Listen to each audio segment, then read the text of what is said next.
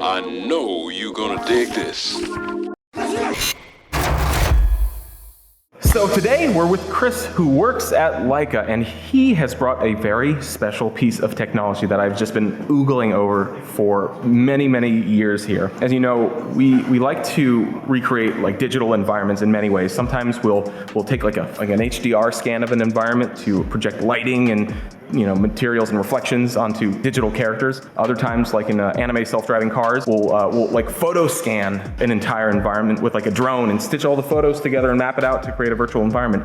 But Chris here has brought a special tool that can kind of do all that in one.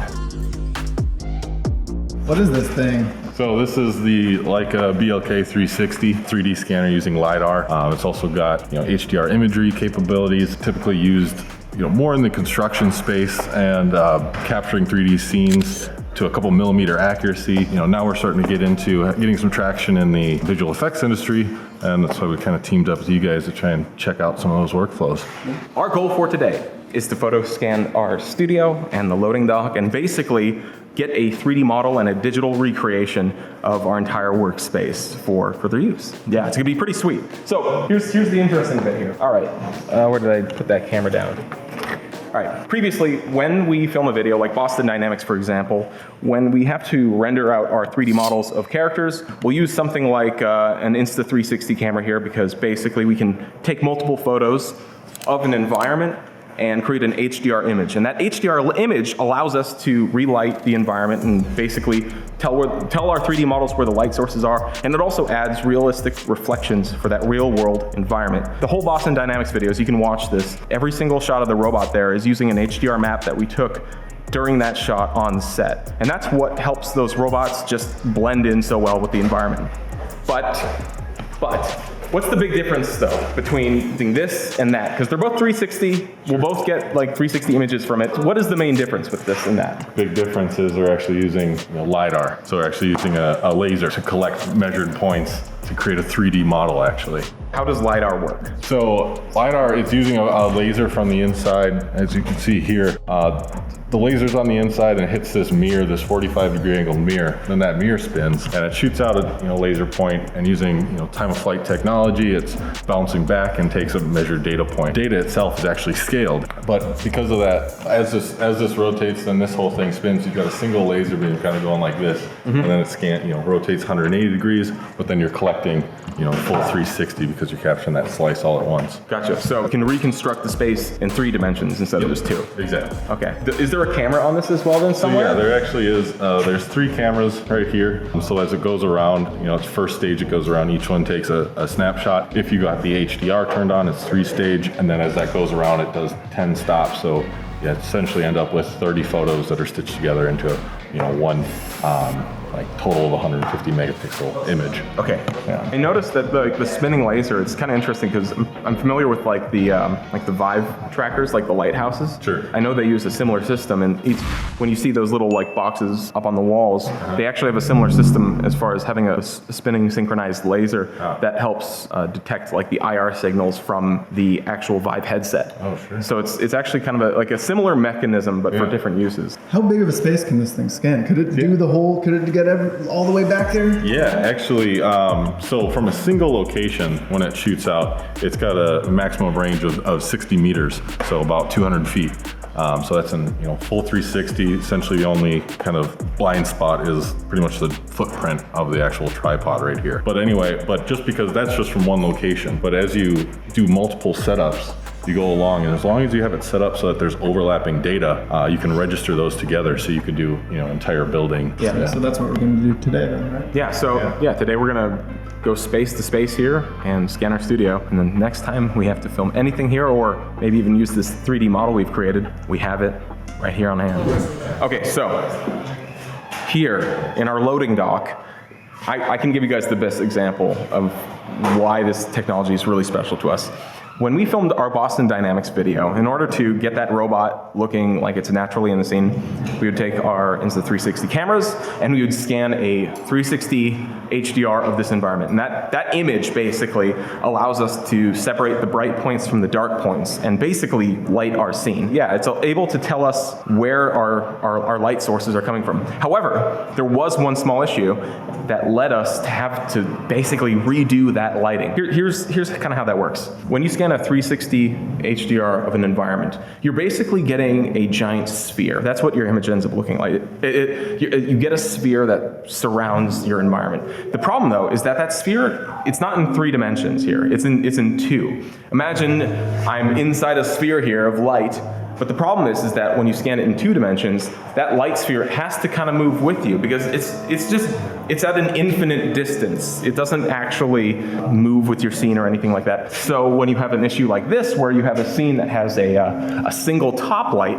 when you scan your HDR, whenever the character is standing directly beneath the light, it's going to look completely natural. But suddenly, if the character steps in 3D space away from it, that 360 HDR, it's not going to move away. It's going to stick with your scene. So when it came time to render that video and light it and do all that stuff, we had to basically go through and in 3 dimensions put light sources back where they were. So we couldn't actually rely on just our image map to recreate the scene. When you start using this, and you have the LiDAR that actually scans your environment in 3 dimensions, you can feasibly have a fully functioning 3D lighting environment that allows any characters to walk around in it and have the light sources react appropriately. So yeah, basically it makes it so your lights stick where they need to be. So let's try a scan here. So we do have a few different settings if you want: low res, medium res, high res, low res,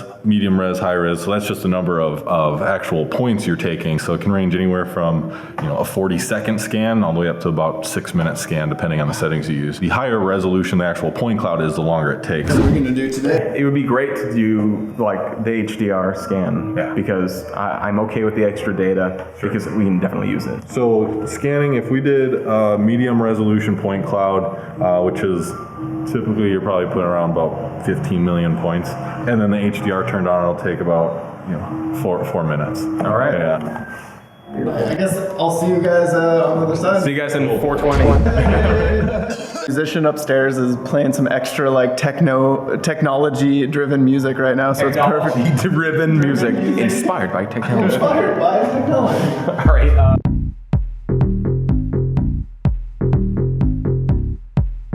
Who's there? Hi. There you are. Target lost. Searching. Your business is appreciated. Resting. Yep. So loading dock's done. We're gonna start we're gonna chart our course from the loading dock back into the studio. Stone Age triangle music? Dude, most primitive life form beats. I am a primitive life form. Sometimes I'm a spear.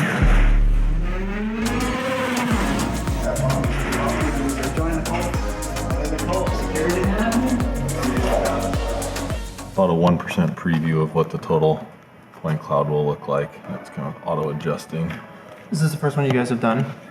We just did a couple out there, but otherwise, I took some scans in here before earlier. I can show you that, but we're currently taking a scan out there, so we got to stay in this part.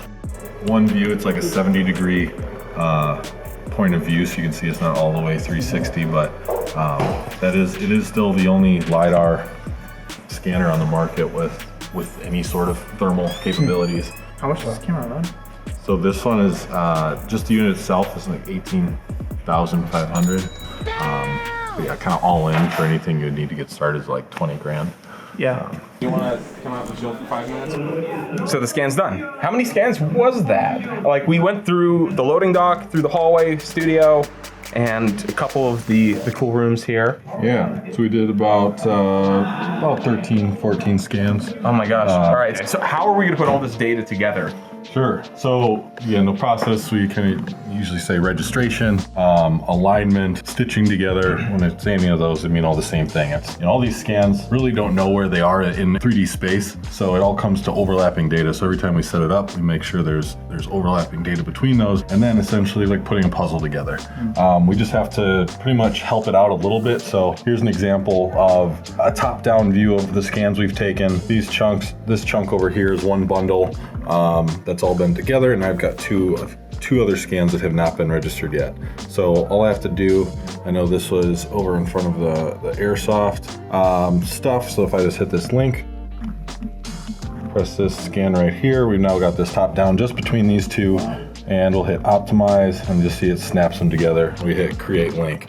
So we'll do that one more time with this scan over here, just get it close to where it should be, say hey, register with that one, hit optimize, and it snaps it together. Oh my God. Create link. That's so stupidly easy looking. Yeah. Oh my gosh. Because like each one of these files though is like super dense. There's like millions of points.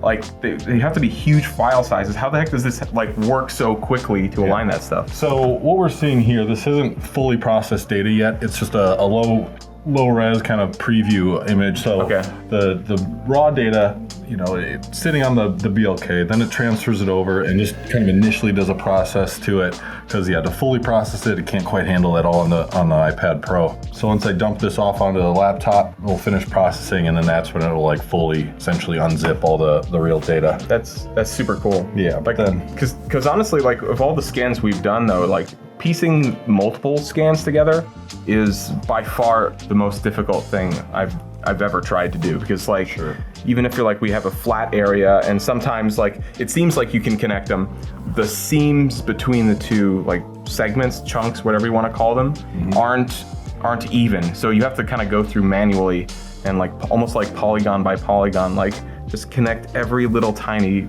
point. And there's millions of them, so it can be really lengthy. For sure. So like a good example though is also like when we were doing that anime self-driving cars video. Yeah. When we did our full road scan, we needed a longer road than the actual piece we scanned. So I ended up just duplicating it and aligning it. But the problem is that the road texture was pretty good that we got from the scan, but the seams kind of killed the whole thing, which led us to basically just making our own road over the whole thing and just calling it a day. So it's simpler. So there were still seams all over the place in the video, but they're flying by so fast you can't see it. Yeah. But absolutely. I wish there was like something like this when we were doing that. Yeah. So what's the next step with this? Do we know, or like the processing? Yeah, I mean, for us, like for what we're trying to get to is like we're trying to get to having a full version of this model that we can use for upcoming videos and potentially even to, you know, use as a virtual tour for anyone who wants to see what our studio is like. So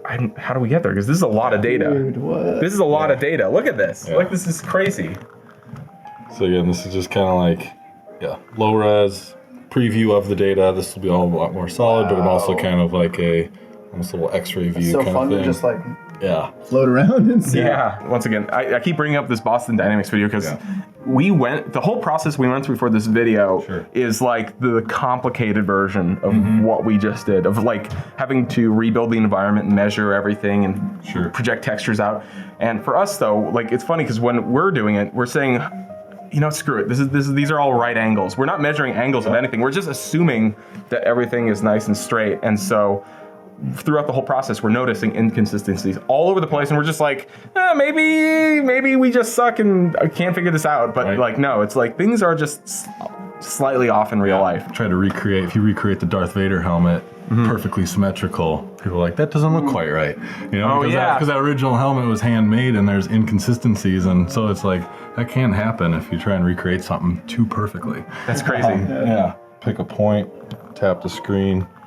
And then, find a point. I just like how it's accurate. Like that idea of accuracy and like bringing a lot of the guesswork out of it is so cool. Absolutely. Well, I guess so. We have to process this data first before we mess with it because it's just a preview, and then after that we get to figure out how we want to play with it. Yeah, absolutely. Next steps to come.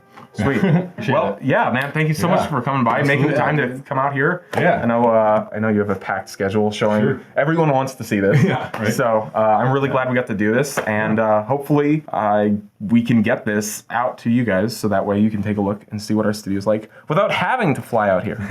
Yeah. The most convenient work thing. here. Or work here. Yeah. Well, sweet. Appreciate it. Cool, man. Thought they were doing some funky stuff where they purposely had the models like moving with the scanner, so they would in the end like talk about some janky things. You can see a long person, but in 3D then, so the same as a panorama.